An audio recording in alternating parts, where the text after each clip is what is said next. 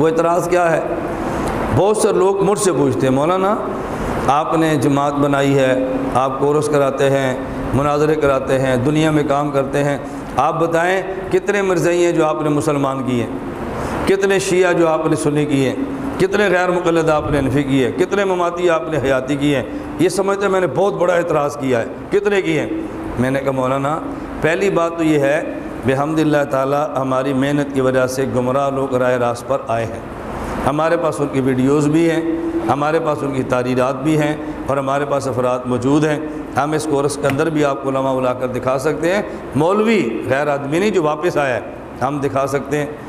اچھا دوسری بات میں نے کہا یہ سوال آپ کے دماغ میں اس لیے کھٹکا ہے کہ آپ کو ہمارے کام کی حیثیت کا نہیں پتہ۔ اگر ہمارے کام کی حیثیت اور نوعیت کو سمجھ لیتے ہیں نا یہ آپ کے دماغ میں اشکال کبھی بھی نہ آتا۔ مجھے کہتے ہیں کیا مطلب؟ میں نے کہا کوئی بندہ فائر بریگیڈ والوں کے دفتر میں جائے اور ان سے جا کر پوچھے کہ آپ کا ماہانہ بجٹ کتنا ہے، وہ کہتے ہیں جی 10 کروڑ۔ اچھا آپ یہ بتائیں کہ آپ نے اس پورے ضلع میں پورے صوبے میں کتنے مکان بنائے ہیں؟ وہ کہتے ہیں ایک بھی نہیں۔ تو 10 کروڑ آپ برباد کرتے ہو اور ایک مکان آپ نے بنا کر نہیں دیا، تو انہیں کہنا بھی اس کو مینٹل اسپتال میں داخل کراؤ، اس کو پاگل خانے جمع کراؤ، یہ عقل مند ہے۔ پوچھے کیوں؟ انہوں نے کہا یہ فائر بریگیڈ کا دفتر ہے، یہ تعمیرات عامہ کا دفتر نہیں ہے۔ ہمارا حکومت نے جو شعبہ بنایا ہے یہ مکان بنانے کے لیے نہیں، جلتے مکان کو بچانے کے لیے۔ اب ہم سے یہ پوچھو کہ کتنے مکانوں میں آگ لگی تھی جو آپ نے بجھا دی ہے، ہم سے پوچھو کتنے جلتے مکان آپ نے بچا لیے ہیں، یہ ان سے جا کر پوچھو تم نے کتنے مکان بنا لیے ہیں۔ اس لیے میں ایک بات کہنے لگا ہوں، تبلیغی جماعت سے آپ یہ سوال کریں آپ نے کتنے بے نمازی بنائے ہیں، ہم سے آپ یہ سوال کریں آپ نے کتنے نمازی بچائے ہیں۔ اپنی اپنی کارگزاری ہے نا، تبلیغی جماعت کارگزاری کیا بیان کرے گی؟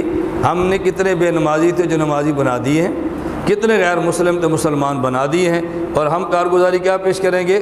ہم نے کتنے مسلمان تھے جن کا اسلام بچا لیا ہے، کتنے نمازی تھے جن کو بچا لیا ہے۔ تبلیغی جماعت کے ذمے لانا ہے اور ہمارے ذمے بچانا ہے، وہ کارگزاری پیش کریں گے لانے والی، ہم کارگزاری پیش کریں گے بچانے والی۔ وہ تعمیرات عامہ کا شعبہ ہے اور یہ فائر بریگیڈ کا شعبہ ہے۔ نہیں میں بات دیانت سے کہہ رہا ہوں، بددیانتی سے نہیں کہہ رہا۔ تو ہر آدمی کی اپنی کارگزاری ہوتی ہے نا۔ اب دیکھیں آپ حضرات ہمارے پاس جمع ہیں دورہ تحقیق المسائل کرنے کے لیے، ایمان کے ساتھ آپ بتائیں آپ جو یہاں پر آئے ہیں کیوں آئے ہیں؟